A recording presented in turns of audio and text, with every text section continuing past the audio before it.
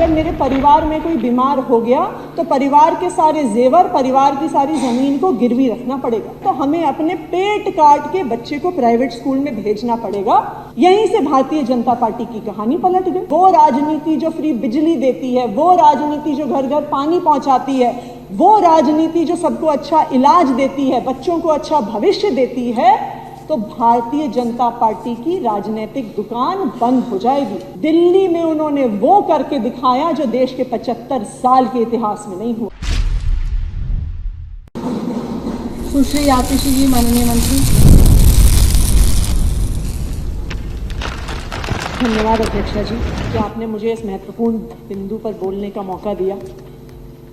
मुझे दुख है इस बात का कि हमारे भाजपा के साथी अभी इस सदन में नहीं हैं, क्योंकि वही हमारे भाजपा के साथी और इनसे पहले इस सदन में बैठे भारतीय जनता पार्टी के बड़े बड़े नेताओं ने इस सदन की पावर बढ़ाने की बात करी और सालों तक करी। भारतीय जनता पार्टी साल दर साल संघर्ष करती रही कि दिल्ली को पूर्ण राज्य का दर्जा मिले। हर साल जब भी वो लोकसभा का चुनाव लड़ते थे, मैं उनके इतने मैनिफेस्टो लेके आई हूँ, 1989, 1991, 1996, 1998, 2004, हर बार वो एक वादा ज़रूर करते थे। वो ये वादा करते थे कि हम दिल्ली को पूर्ण राज्य का दर्जा देंगे। बीजेपी के बड़े बड़े दिग्गज नेता आडवाणी जी, वाजपेयी जी, सुषमा स्वराज जी, मदन लाल खुराना जी, सबने बार बार हर फोरम पर यही बात करी कि हमें दिल्ली को पूर्ण राज्य का दर्जा देना। 2013 में जब दिल्ली में विधानसभा चुनाव था, मैं कुछ उस समय के इनके ट्वीट्स इकट्ठे करके लाई हूँ भारतीय जनता पार्टी के। ये भारतीय जनता पार्टी का ही ट्विटर का हैंडल है जो बार बार यही कहता रहा कि दिल्ली को पूर्ण राज्य का दर्जा मिलना चाहिए, दिल्ली वालों को अपना अधिकार मिलना चाहिए। 2013 का भारतीय जनता पार्टी का मैनिफेस्टो सबसे पहले ये कहता है, जहाँ पे वो कहता है our commitments, full statehood for Delhi, ये उनका पहला वादा था। हालांकि मैं आपको ये भी बता दूं कि भारतीय जनता पार्टी ने अब अपने इस मैनिफेस्टो को पूरे वेब, इंटरनेट से, सोशल मीडिया से गायब कर दिया है, क्योंकि उसमें उन्होंने खुद वादा किया हुआ है कि दिल्ली को पूर्ण राज्य का दर्जा देंगे। 2014 में भी अगर आप इसमें देखिए, जब 2014 में भारतीय जनता पार्टी केंद्र का चुनाव जीत कर आई तो हर्षवर्धन जी ने कहा कि सबसे पहला जो हम वादा पूरा करेंगे, जो मोदी जी वादा पूरा करेंगे, वो दिल्ली को पूर्ण राज्य का दर्जा देने के लिए करेंगे। तो इतनी लंबी लड़ाई जो वो लड़ते आए कि दिल्ली को पूर्ण राज्य का दर्जा देंगे, तो 2014 के बाद ऐसा क्या हो गया कि वो अपना वादा भूल गया। एक्चुअली अध्यक्षा जी, 2015 में दिल्ली में कुछ अद्भुत हो गया जिससे ये भारतीय जनता पार्टी के हमारे साथी हो गए परेशान। 2015 से पहले दिल्ली के लोग भी बाकी देश के लोगों की तरह परेशान रहते थे, हताश रहते थे, निराश रहते थे। बहुत सिनिसिज्म से वो राजनीति को, पॉलिटिशियंस को देखते थे। क्यों? क्योंकि उनको लगता था कि चुनाव में किसी को भी वोट दे दो क्या फर्क पड़ता है, सरकारें आती हैं, सरकारें जाती हैं, पार्टियां आती हैं, पार्टियां जाती हैं, लेकिन एक आम आदमी की जिंदगी में कोई बदलाव नहीं आता। एक आम आदमी को महीने की पहली तारीख पे ये सोचना पड़ता है कि इस महीने मेरा घर कैसे चलेगा। एक आम आदमी को ये सोचना पड़ता है कि अगर मेरे परिवार में कोई बीमार हो गया तो परिवार के सारे जेवर, परिवार की सारी ज़मीन को गिरवी रखना पड़ेगा। एक आम आदमी ये सोचता है कि अगर हमें अपने बच्चे को अच्छी शिक्षा देनी है तो हमें अपने पेट काट के बच्चे को प्राइवेट स्कूल में भेजना पड़ेगा। कोई फर्क नहीं पड़ता कि कौन सी सरकार आती है, कौन सी सरकार जाती है। लेकिन 2015 में दिल्ली के लोगों ने देखा कि दिल्ली की राजनीति में एक ऐसा आदमी आया जो नेता नहीं था, जो उनका बेटा था, उनका छोटा भाई था, जिसने उनको वादा किया कि उनकी जिंदगी को बेहतर बनाएगा। 2015 में दिल्ली के लोगों ने आम आदमी पार्टी को, अरविंद केजरीवाल जी को अपना प्यार दिया, अपना आशीर्वाद दिया, अपनी वोट दी और इस सदन में 70 में से 67 सीट जिता के भेजा आम आदमी पार्टी को, अरविंद केजरीवाल जी। यहीं से भारतीय जनता पार्टी की कहानी पलट गई। उन्हें समझ में आ गया कि अगर अरविंद केजरीवाल जी की राजनीति सक्सेसफुल हो गई, वो राजनीति जो भ्रष्टाचार खत्म करती है, वो राजनीति जो फ्री बिजली देती है, वो राजनीति जो घर घर पानी पहुंचाती है, वो राजनीति जो सबको अच्छा इलाज देती है, बच्चों को अच्छा भविष्य देती है, तो भारतीय जनता पार्टी की राजनीतिक दुकान बंद हो जाएगी।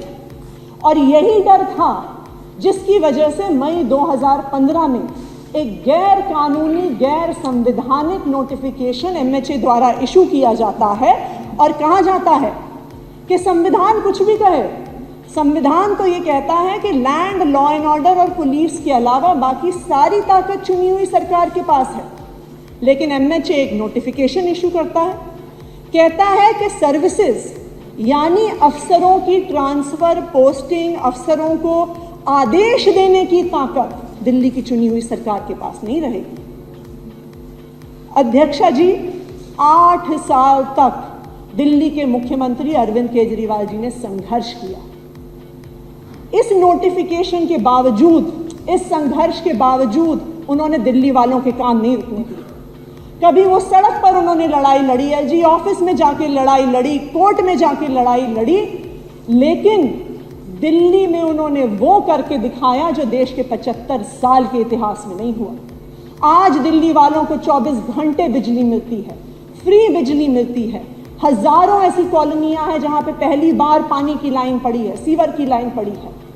देश के इतिहास में पहली बार सरकारी स्कूल के हजारों बच्चे जो गरीब परिवार से आते हैं, वो हर साल जेईई नीट का एग्जाम क्लियर करके देश के बड़े बड़े इंजीनियरिंग कॉलेज और मेडिकल कॉलेज में एडमिशन लेते हैं। 8 साल तक अपनी ताकत कम होने के बावजूद भी अरविंद केजरीवाल जी ने दिल्ली के लोगों के लिए लड़ाई लड़ी। दूसरी तरफ उन्होंने कोर्ट में लड़ाई लड़ी। पहले हाई कोर्ट, सुप्रीम कोर्ट की डिवीजन बेंच, कॉन्स्टिट्यूशन बेंच 2-2 बार बैठी, लेकिन दिल्ली के हक की लड़ाई अरविंद केजरीवाल जी लड़ते रहे। और आखिर में भारत की सबसे बड़ी अदालत सुप्रीम कोर्ट, उसकी कॉन्स्टिट्यूशन बेंच ने 11 मई को एक फैसला दिया, एक तरफा फैसला, यूनानिमस 5-0 का फैसला। और उन्होंने कहा कि लैंड, लॉ एंड ऑर्डर और पुलिस को छोड़कर सारी ताकत चुनी हुई सरकार के पास है, ये सुप्रीम कोर्ट ने अपने आदेश में कहा। लेकिन भारतीय जनता पार्टी का क्या है?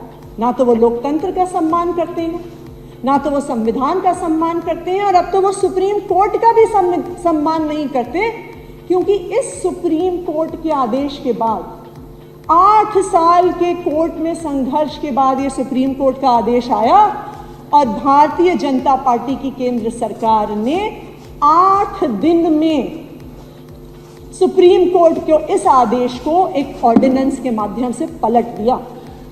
क्यों? क्योंकि उन्हें डर था कि अगर अरविंद केजरीवाल की सरकार को ताकत मिल जाएगी तो देश देखेगा कि किस स्पीड से काम होते हैं, पब्लिक के काम किस तरह से होते हैं। पहले वो ऑर्डिनेंस लेके आए, फिर वो बिल लेके आए। अध्यक्षा जी, इस बिल में दिल्ली के लोगों के ऊपर, दिल्ली के लोगों की चुनी हुई सरकार के ऊपर एक एलजी को थोपा गया है।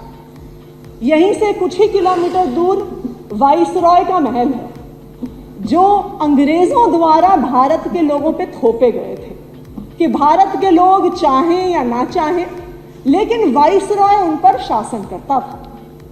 आज केंद्र सरकार ने भी वही किया है कि दिल्ली के लोग चाहें या ना चाहें, एलजी साहब उनके ऊपर शासन करेंगे। लेकिन मैं भारतीय जनता पार्टी को यह कहना चाहती हूं कि उन्होंने अरविंद केजरीवाल जी की ताकत कम नहीं की है, उन्होंने दिल्ली की चुनी हुई सरकार की ताकत कम नहीं की है, उन्होंने दिल्ली की जनता के वोट के अधिकार को छीना है। और दिल्ली की जनता को, देश की जनता को वोट का अधिकार लाखों लोगों के संघर्ष के बाद मिला था। अभी 15 अगस्त बीती है। 15 अगस्त को हम स्वतंत्रता दिवस मनाते हैं, हम तिरंगा फहराते हैं। ये तिरंगा फहराने का अधिकार वोट करने का अधिकार सैकड़ों लाखों स्वतंत्रता सेनानियों की कुर्बानी के बाद मिला है। भारतीय जनता पार्टी को यह याद रखना होगा कि लोकतंत्र जनता का शासन होता है, और अगर आप जनता की ताकत को छीनोगे तो जनता आपको मुंह तोड़ जवाब देगी। कुछ ही महीनों में लोकसभा का चुनाव आ रहा है। मुझे पूरा भरोसा है कि जो आपने दिल्ली के लोगों के साथ अत्याचार किया है, जो आपने दिल्ली के लोगों की ताकत छीनी है, यही दिल्ली के लोग भारतीय जनता पार्टी को मुंह तोड़ जवाब देंगे। ना सिर्फ लोकसभा में 7 सीटें भारतीय जनता पार्टी हारेगी, लेकिन ये जो 8 सीटें भी इन्हें दिल्ली की विधानसभा में मिली हुई हैं, 2025 के चुनाव में ये भी चली जाएंगी, और 70 में से 70 सीटें दिल्ली के लोग अरविंद केजरीवाल को देंगे। भारतीय जनता पार्टी बस एक आखिरी चीज याद रखे, आप लोगों पर अत्याचार कर सकते हो, आप उनकी ताकत छीन सकते हो, आप उनकी वोट की शक्ति पे वार कर सकते हो, लेकिन आप इस सब से दिल्ली की जनता का दिल नहीं जीत सकते, दिल्ली की जनता का प्यार नहीं जीत सकते। दिल्ली की जनता का प्यार अरविंद केजरीवाल जी के साथ था, है और रहेगा। धन्यवाद।